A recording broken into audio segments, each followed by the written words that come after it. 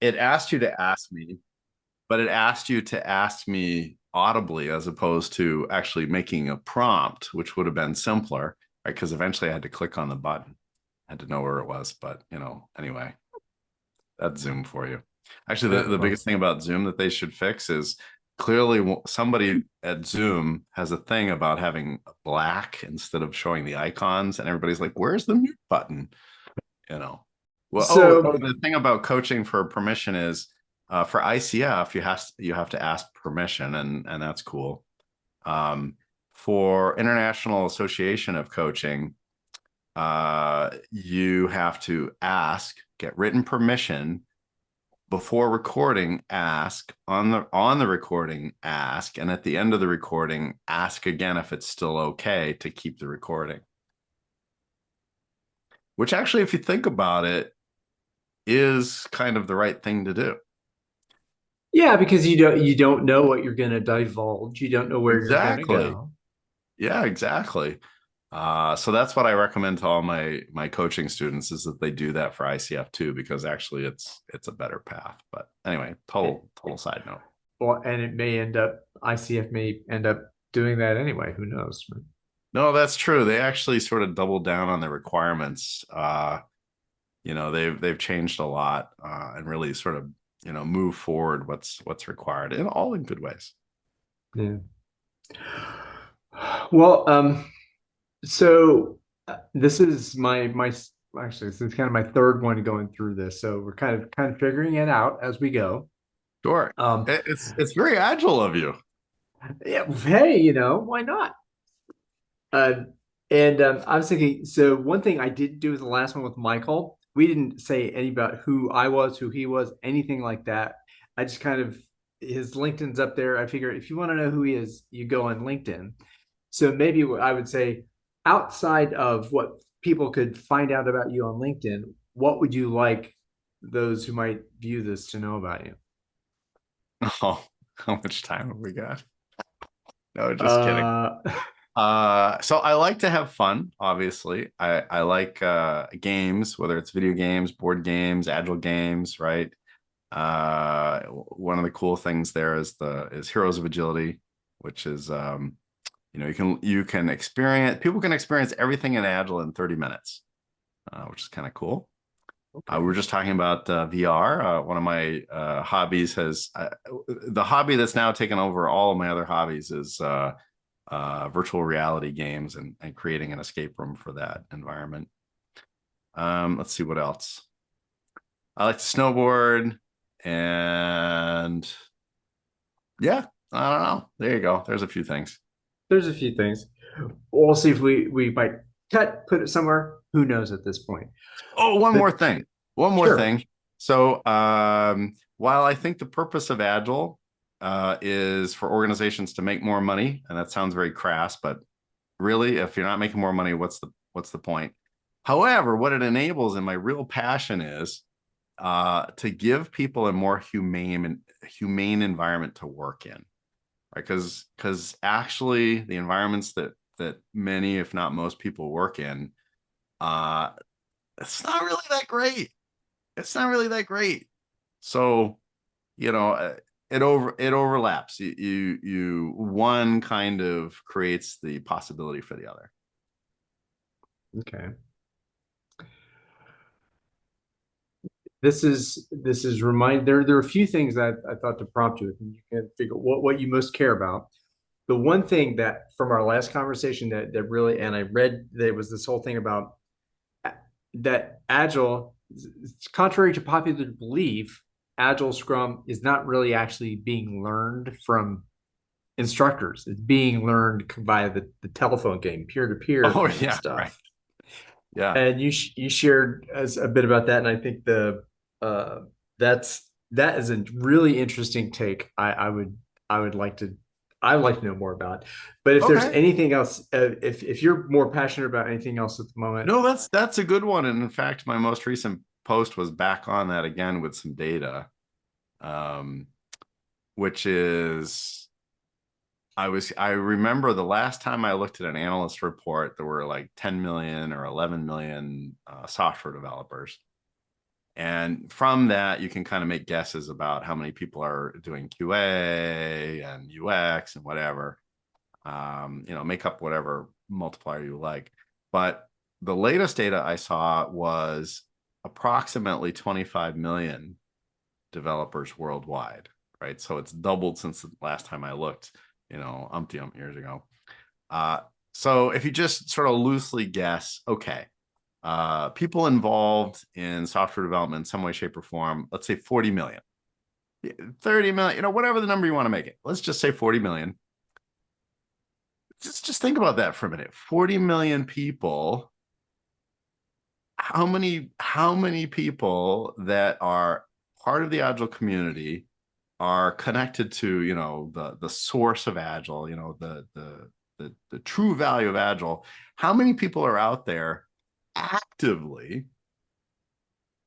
helping people go to where we know it can be? And of those people, how many of the 40 million are they affecting? I'm going to have to guess that it's a very, very, very small percentage. So one of the sort of implications there is that where most people are learning Agile is on their own, from peers, from their manager, from their tech lead, from their VP, from their director, from their peer, whatever. And those people have not learned from, the source either. And I don't know about your experience, but my experience is the people that I run into that have not interacted with one of us from the Agile community, it doesn't have to be me, obviously, but just anybody, is very, very low.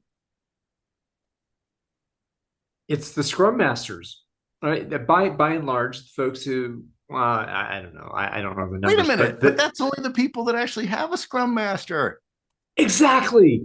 So the and there's the CSMs and then the PSMs and other, but yeah, of that, how many thousand, okay. And these are the folks who went to the class. So you go to the class, does that mean you wanted to go to the class or were you forced to go to the class? And if you were passionate going in, were you passionate coming out?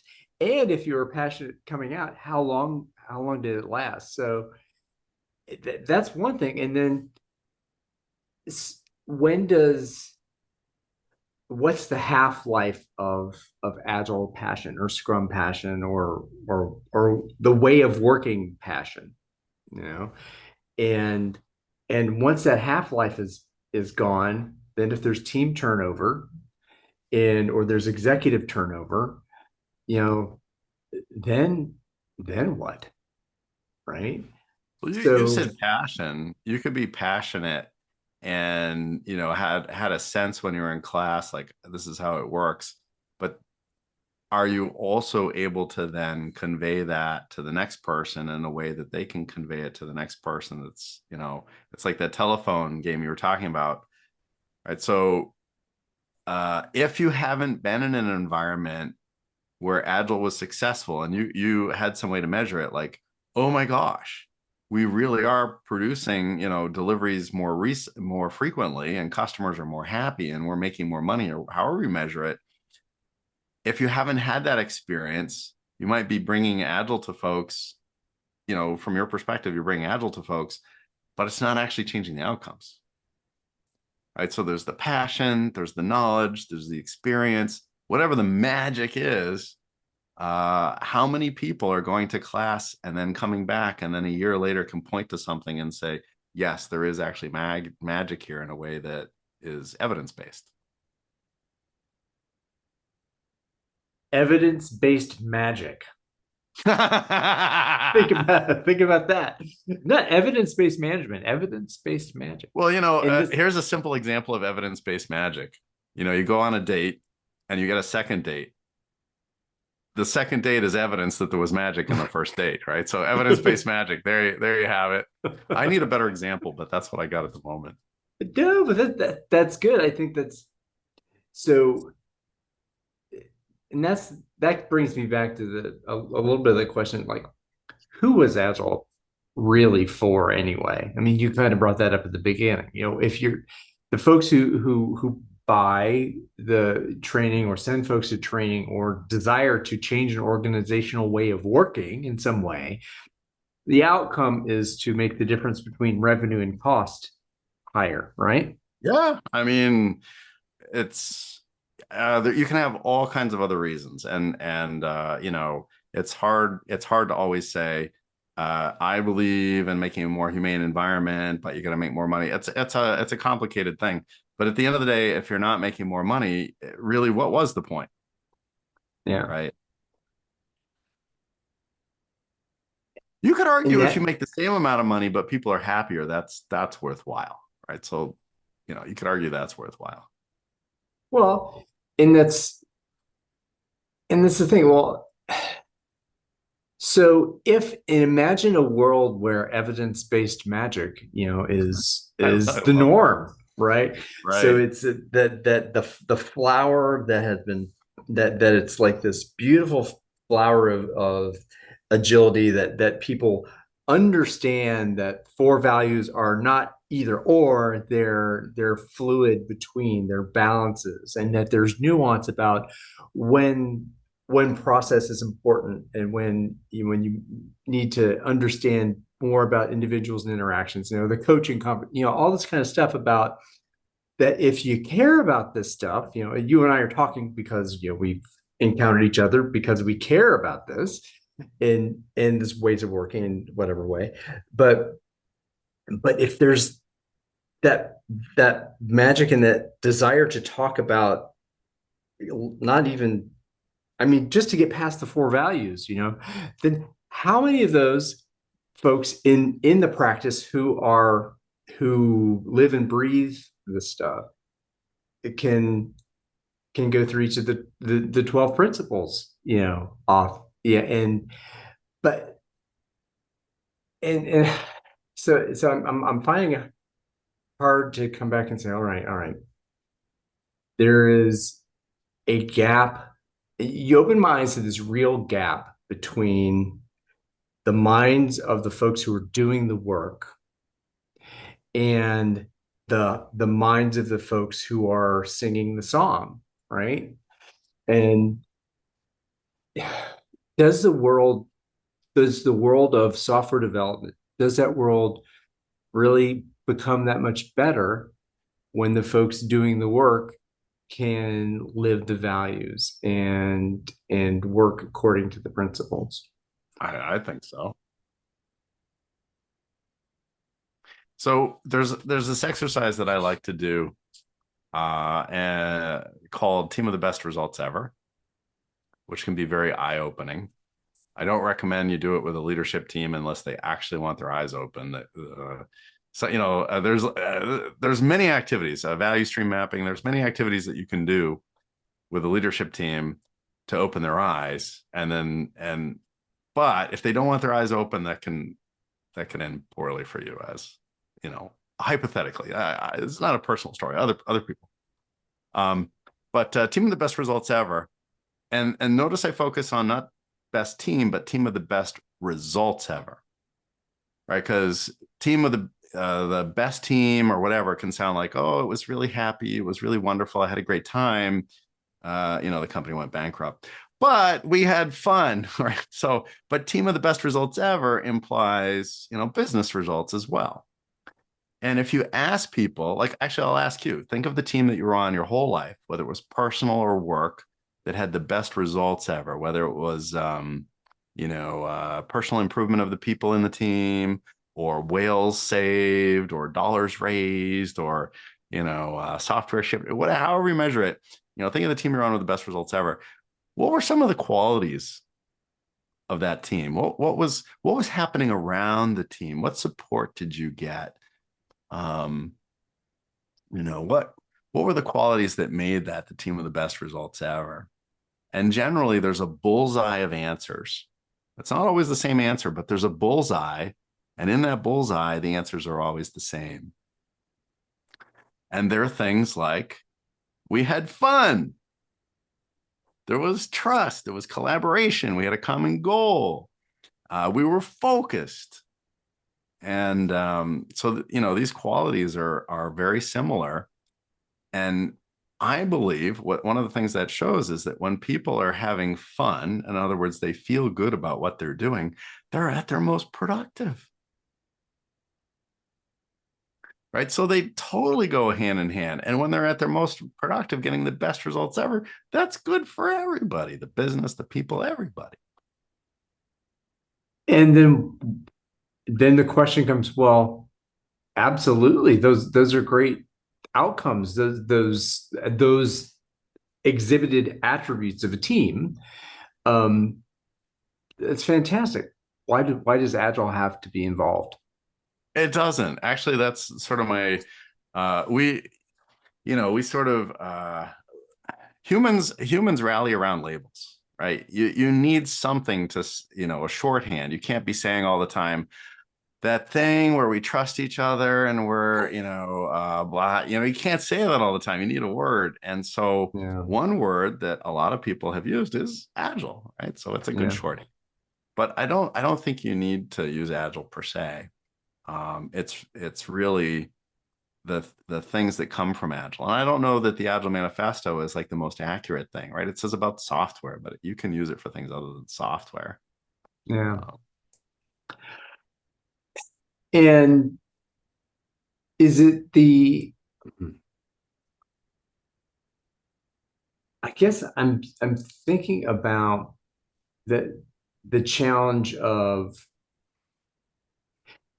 maybe if the context is okay, agile training at the education of agile software development practices or workflow, whatever, what have you, this domain, and that there is a gap in um, the stickiness of the knowledge, or there's the telephone game, that yeah. so if I find myself, well, okay, that speaks to could speak to several needs for change in either the way organizational learning in general is conceived. It could be in the methods of delivery. It could be, any number of ways to to try and make a dent in that particular problem. Um,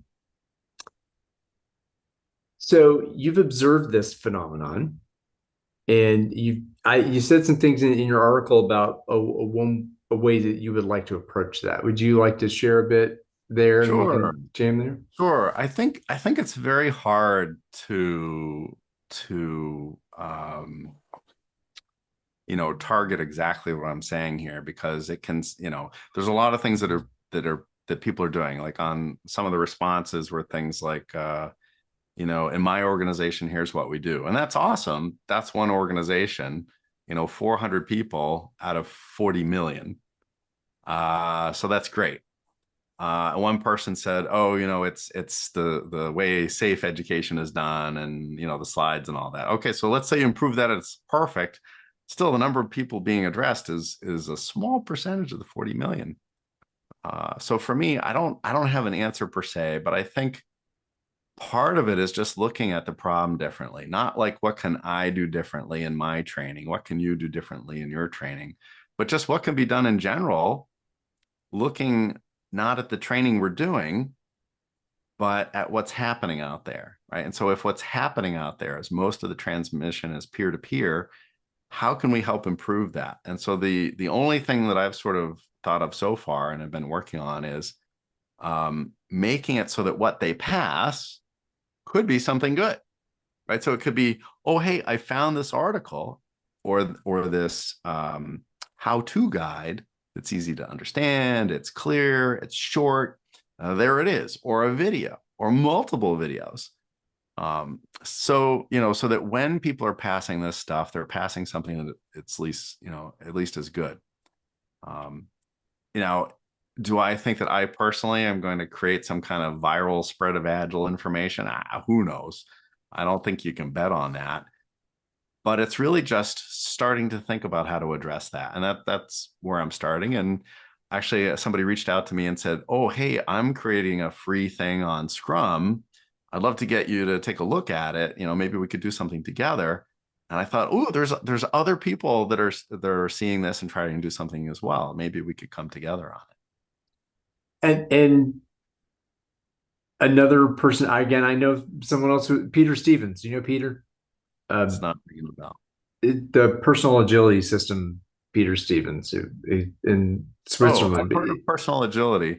I didn't associate it with that name, but I have heard of personal But agility. what you're saying reminds me of kind of the thing he was doing with the Scrum ambassadors, that and to attempt to have a lower barrier of entry to quality knowledge, Yeah, and exactly. I mean that's the word quality kind of, what kind of quality is that quality, right? And all that kind of jazz, and what kind of best is that best. But I think on one hand you can say, well, Scrum Guide's free, you know, how much lower of a barrier can you get? But then there's, Yeah. but yeah, I For see what the you're saying. uninitiated to read the Scrum Guide and try to interpret that and apply it, I don't know how you would do that. And it's actually, I love the Agile Manifesto, but the same thing. If you read through the Agile Manifesto, trying to imagine that you're a person that knows nothing about it, has never encountered Agile, it's kind of uh, It's not something you can, even though they say you can teach Scrum in 10 minutes, right? You can get through the 5-3-5, and you can kind of go through what this is for, all this. The same thing, you can do that with the manifesto, but that's hearing a song once on the radio, and yeah, not a particularly good song, you right, know. right, right. And so it is, what's a catchier tune, for for Agile and Scrum? Because yeah, even just like I'm saying, even the four values, it takes a conversation. It's I probably don't mean no documentation. I don't mean no tools. yeah. Ah! And oh yeah, no process. Um, and again, you've seen enough of that anti-pattern to know that, oh God, what do you do with it? But that's so. And this is, I think, the idea of the mode of shove a bunch of knowledge and facts into somebody in 16 hours and hope for the best is, I mean, it's not a recipe for success. I, I mean, unless Well, you get it's not probably, it's not terrible. It's just that even if like if we had all of the people that are on a regular basis providing agile education. So, myself, I don't know if you do training or not, actually. I don't know what your sort of thing is. I have, but I may be doing some soon. But Okay. um, Well, training on a regular, so if you round up all the people that are training on a regular basis and you yeah, look at how many people were affecting totally with the good agile, right? So yeah, somehow you got to differentiate between the people that are doing the good agile and the bad agile. You can use your own filter. But if you round up all sure. those people and you count how many people are they affecting, per year, I don't think it's a big portion of that 40 million people. And whatever portion it is, 2 days of training or 3 days or 5 days or whatever, um, how much of that sticks? So actually, a better question is how many people that have seen good agile, knows what it looks like, and can help you get there are actively involved with teams getting to that place. And I think that's a much smaller number, right? And yes, I understand there's lots of agile coaches and scrum masters out there. But how many of them have sort of been through it before, understand how to influence, upper management, and are in organizations where the organizations are making organizational changes, right? It's unfortunately, it's not a huge number. And most, it's like we talked about Scrum Masters. There's plenty of organizations going agile, and there's no Scrum Master. There's no agile coaches that are just people that are like, oh, I read the book, I took the course, I get it, it's not that hard, let's do it. And you know, the results are mixed. So how can we help those folks that don't have, a person that has seen what it really looks like? How can we help those people get to that same place? And that same place being as if they had experienced uh, good training that stuck, training that inspired them. The same place being the outcome, where they Okay. look around and it's clear to everybody, oh my God, we are making more money. Oh my God, not only are we making more money, but we're in an environment that realizes that because we're making more money with the same effort, we don't actually have to have people come in on the weekend.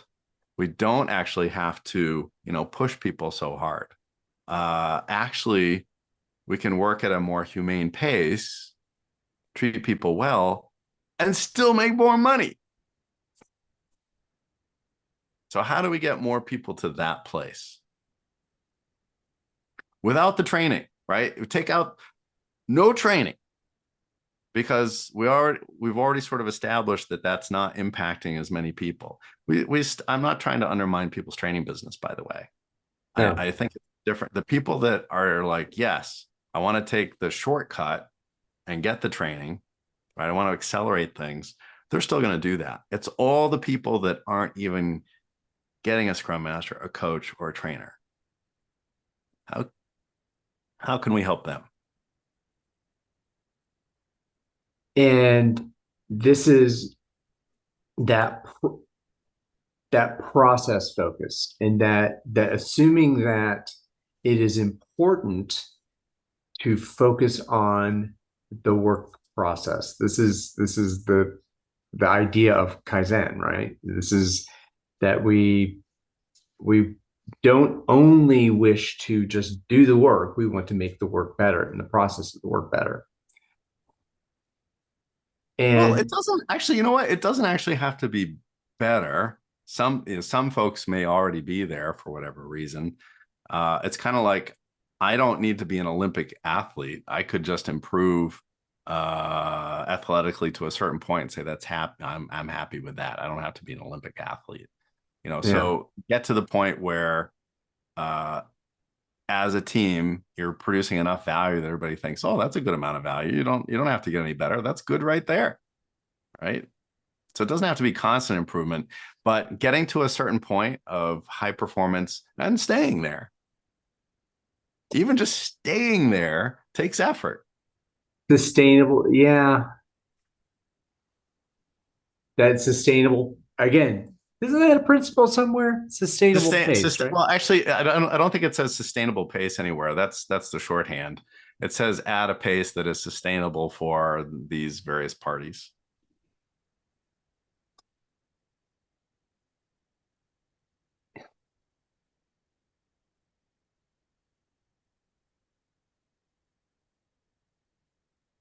It feels like there is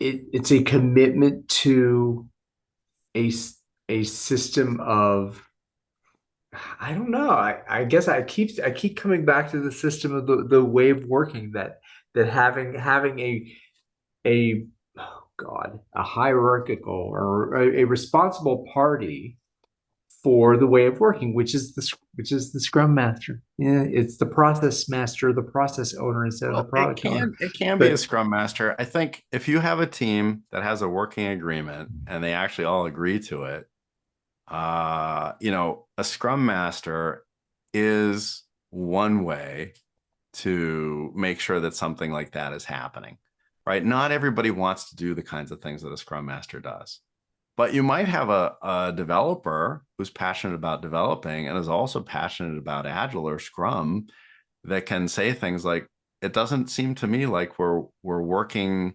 that we have a common agreement about how we're working. Let's look at our working agreement, right? So you could have somebody that sort of acts in that way. but you need somewhere in there, whether it's a scrum master or a team member or the team or somebody, you need some way for that team to understand what they're doing, to all be sort of working in a way that they all agree to, and producing value on a regular basis, however you do it. And having a scrum master is one of the ways. I don't know that it's the only way, but it's a good place to start. It's like sometimes people say, oh, to save money, we've decided to rotate the role of scrum master, but nobody actually knows how to have the team get to that point of creating value on a regular basis. And nobody's interested in actually doing that work. So are you really saving any money? Are you really doing Scrum or Agile? So it's the outcome. As long as you get the outcome, that's great. And a Scrum Master is a great place to start and maybe stay.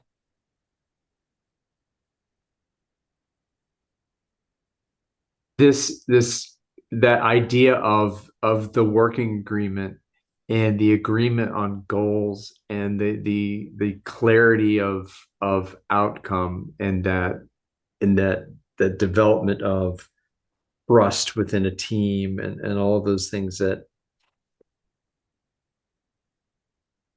I mean I can't believe that my mind is going to this place, but is the traditional that layer of management, you know, in that sits outside of that domain and is responsible for creating the condition. This is what the ethics of I management don't would think tell there's you. any problem with that. I don't think there's any problem with that. I think, there used to be this story in the Agile community, which thankfully I haven't heard in a long time, of the chicken and the pig, right? Yeah. Which is insulting to everybody. And, let's not have managers in the stand-ups. Let's not have bad managers in the stand-ups. But, there's a lot of overlap with good managers and coaches and scrum masters. There's a lot of overlap there. If you have a manager that is like a servant leader, they could Mm. certainly do what a scrum master does, right? They certainly could.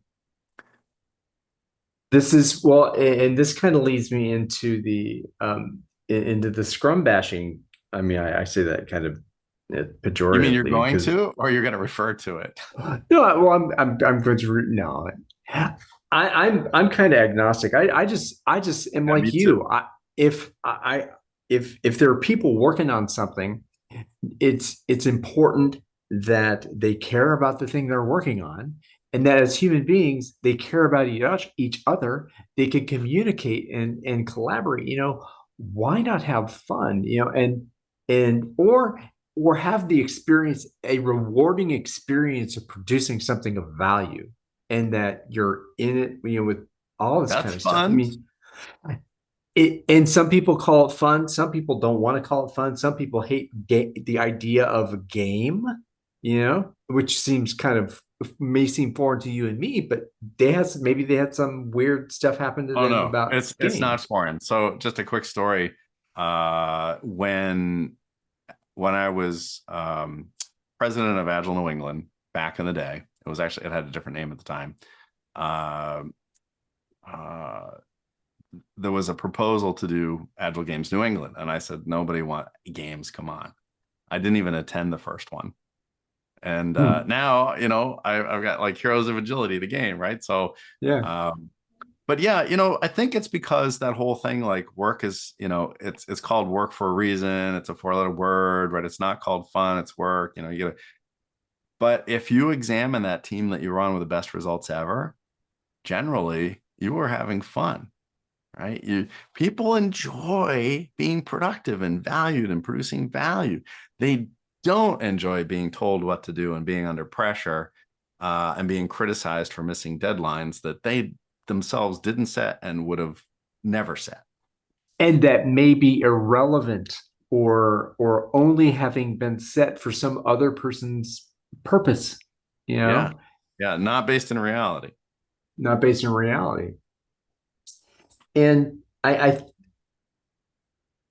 this is where I was going again with the bad managers and it don't that it's again the idea of this. I think this was coming from the an experience with an individual who's in the anti-Scrum camp or whatever you want to call it. He's not a big Sure. fan of Scrum. Lots of folks, but his experience was of a really great manager who did all the things that that a just a mature quality human being would do who was in a position of authority, you know, and that's really the thing. So if you take a look at what is the task that's at hand, what have we agreed? Why am I here? Why am I doing this thing? And why are you here? What is this that we are doing together? Are we a we? Are we together? Um, and okay, do we need and we need help with this? Hey Bob, can I talk to you about, it doesn't need to be someone who is running and facilitating structured events on a regular basis. You know, it's it's having a human being who cares for the people in the system whose responsibility it is to care for the people in the system and and to have that sense of care for the system and the outcome Mm. and that's not just and again yes we need to have HR needs names to put dollars with names all this kind of BS but it can't we all just get along? Can't we just be human beings doing good Well, work together? I think one of the complications, actually, this occurred to me recently. One of the complications as well is just to look at uh, things that are different take time to do and to learn, right? And so doing Agile well requires experience. To explain it, you kind of have to have done it for a while and be able to say, well, that's not going to help us get in that track. That direction is not going to help us get there.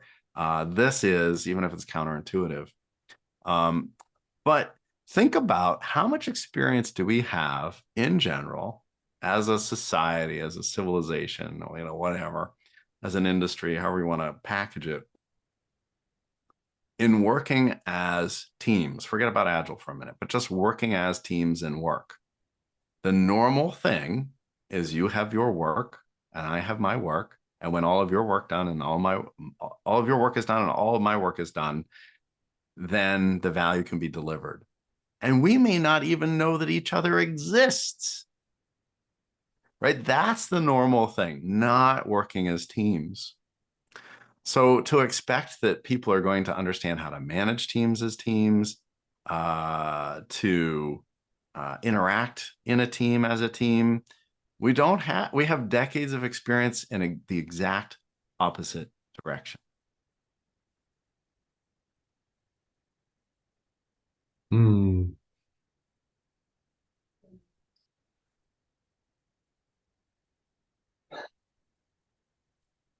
This is again, we're back to Henry Ford and Frederick Winslow Taylor, Yeah, yeah, exactly. and That's what people know.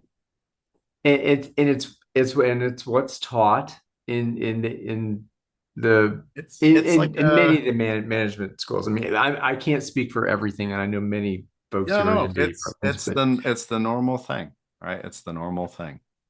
and it's a normal thing for the folks that we now see in in 2022 as who have risen to a level of executive authority and that they learned in the 80s and 90s when or what have you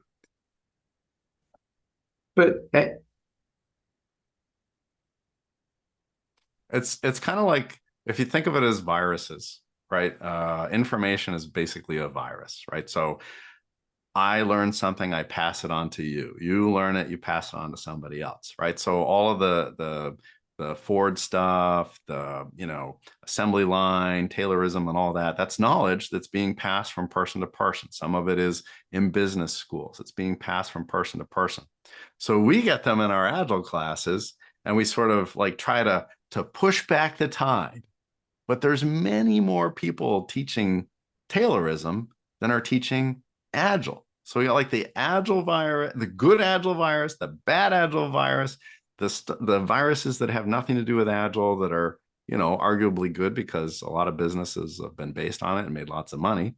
Right. So there's all these sort of competing viruses, and the sort of true Agile virus is small, and it's not very contagious actually.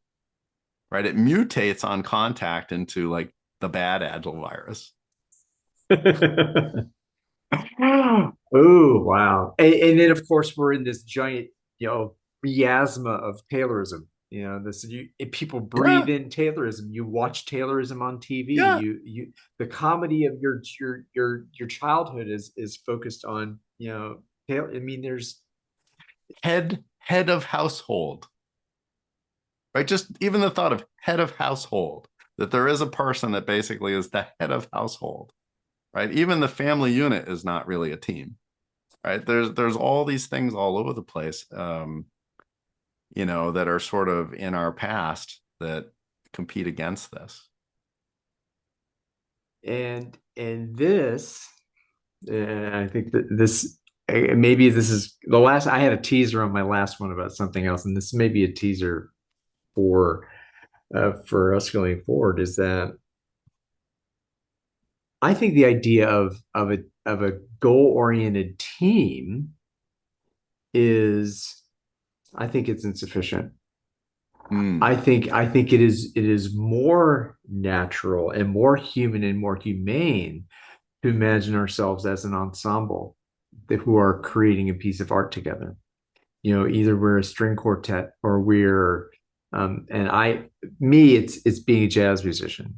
So being able to see eye to eye and listen and feel and create and play in that mode together. That's kind of, now there are improvisational arts and there are designed arts, and that's a whole other conversation. But I, I think you can meld them together. So part of what, I'm not a musician, but part of what I'm getting from what you're saying is you kind of have to be on the same page of music, whether it's written or not, or it's going to sound terrible. And you do actually still have a goal as a team, which is to make good music, right? So if you don't make good music, nobody's going to come to your concerts. They're not going to pay, right? So you're not going to make money, back to money.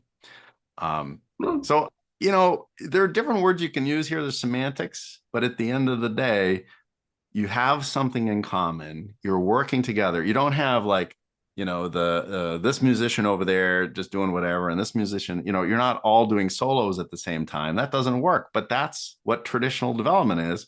You're all doing solo pieces of work in the same room. yeah.